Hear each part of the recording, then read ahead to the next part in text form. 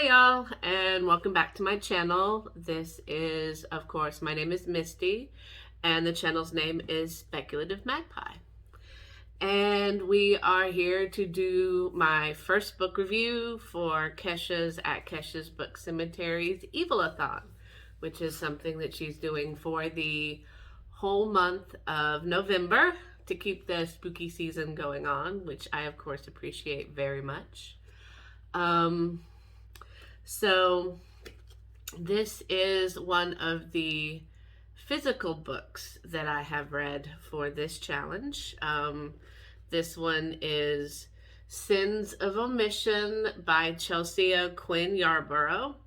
I read her last month for the Halloween Creature feature reading extravaganza readathon for October, and I discovered her and found that I really enjoy her work. So I read another book by her, and let's read the synopsis and then we'll talk about it, okay? The synopsis isn't very long. She was beautiful, tantalizing, and irresistible. Fire. The man who had possessed her was dead. Now 2 others wanted her.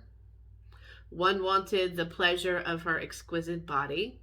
The other wanted the awesome power that her spirit commanded.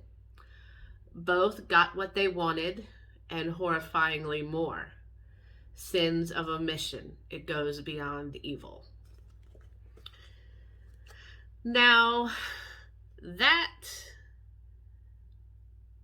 synopsis of this book is extremely misleading. I don't know quite what I would qualify this book as, if I'm going to be completely honest, because I don't feel it's horror. It's definitely not romance. In fact, the romance in here made me uncomfortable. We'll talk about that a little bit too.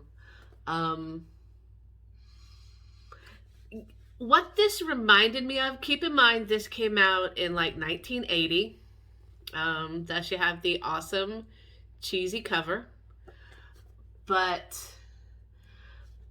I'm older. I'm going to be 45 in a couple weeks, and this reminded me of those art house horror movies from like Europe and the UK, not Hammer horror, because Hammer horror is awesome, but like the art house horror movies that were basically just a beautiful woman walking around like an opera house, and she'd open a door and there would just be like 20 naked bodies writhing on the floor. And then like she'd shut the door quickly and there'd be a man in like a tuxedo with a handlebar mustache there, like leering at her, creepily. And then she'd walk down the hallway and there'd be like all these weird horrific scenes and mirrors and windows and stuff. That's kind of what this book reminds me of. Or even that 1960s horror movie, The Carnival of Souls, where just not much happens, where it's all about ambiance, weird characters, and just with a little bit of supernatural paranormal stuff going on. Did I like the book? Very much. I actually gave this book a 5 stars because I thoroughly enjoyed this book, but I couldn't tell you why. Basically, Fire. Her name is spelled F-A-Y-R-E, which I think is like really cool. I love that name. She's this beautiful, helpless woman that these 2 men are like fighting over. And like these 2 men are parallels to each other. You have Dr. Todd, which is the scientific brain surgeon, and then you have Dr. Falkirk, which is this psychiatrist slash parapsychologist kind of guy. And Dr. Falkirk meets Fire first, and she joins his like paranormal extrasensory research project, which is very 1980s, y'all. 1980s in the beginning, late 70s was very transcendental meditation and all of that. And that's what this book reminds me a lot of. It's like that very, oh, you're messing with stuff you shouldn't be messing with, so bad stuff is going to happen. Well, Fire's this very, beautiful, helpless woman, and she somehow, Falkirk taps into her psychic potential and she starts having seizures, but nobody can figure out why. So he brings in Dr. Todd. And from the minute Dr. Todd sees Fire, he's in love with her. She just sparks something in him. He's very, very gray, just going through life, and divorced, has a kind of a fucked up relationship with a nurse. But something in Fire brings him back to life, and which is the part that makes me slightly uncomfortable, because he's technically her doctor, but he starts a relationship with her anyway. Something which Falkirk has no problem with.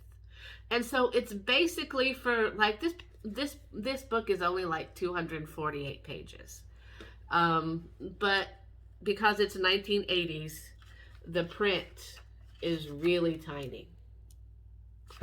So he goes through this whole thing of, running tests on her, and, she can read him. She almost knows his thoughts. She knows when he's lying, that kind of thing. So while he kind of believes in her psychic powers, he's trying to find a reason, a scientific reason. And it's it just goes on like that for most of the book. And then closer to the end, you find out that Falkirk is actually manipulating basically her lucid dreaming somehow through his weird sex cult. Yeah, there's a sex cult in here. Coven-esque type kind of thing. Tries to pull her out and put in this demon he's created into her so he can use her power to, tell the future and everything else. And it's basically them, Dr. Todd, trying to stop Falkirk from using her to, to his advantage. And the thing about this book is, it's just the whole feel of it is very suspenseful, very, you don't know quite what's happening or why all this stuff is going on. You feel sorry for Fire, but I don't know where they got the man that possessed her is now dead. She was married before. She does have a son in the book, but the husband died in Vietnam. She didn't kill him. It's they're trying to make this book out to be more action-packed than it is. This is a character-driven, very character-driven story. And I enjoyed that. I actually kind of like those weird art house horror movies, and I loved Carnival of Souls. So the whole not much going on in here did not bother me. I thoroughly enjoyed this book. I love the way Chelsea Quinn Yarbro writes. And through, me looking her up and everything, she's written a whole bunch of stuff. She's written science fiction. She's written fantasy. There's 40 novels to the Saint Germain. She's written other weird horror books, which I honestly don't know if they're horror. I have another one for her that I want to read that is supposed to be horror, but seeing what I've read so far, it might turn out just to be another sex cult thing. So we will see what happens. I definitely gave this one a 5 out of 5. Would I recommend it?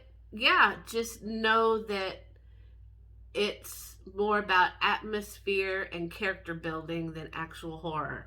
And the main action only takes place in like the last 50 pages. Okay? So that's my review for Sense of Omission for the Evil-a-thon, and I got one more review up to do for the group book. So I will talk to you guys later and come back soon so we can talk some more about some books and things. Okay? Bye-bye.